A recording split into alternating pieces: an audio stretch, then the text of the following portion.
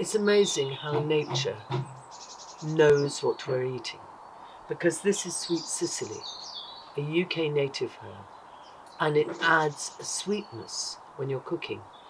And the fruit that's available now is rhubarb. So if you pick a good handful of this and then tie it up with string and then add that to your stewed fruit as you're stewing it, you'll cut down the sugar by about a quarter to half, depending on your taste buds. And then you fish it out just before you serve, and that flavour is glorious.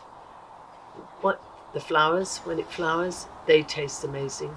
But for me, it's the seeds.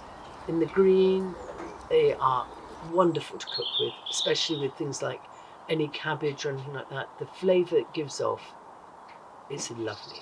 So, a UK native that is really worth growing in your garden.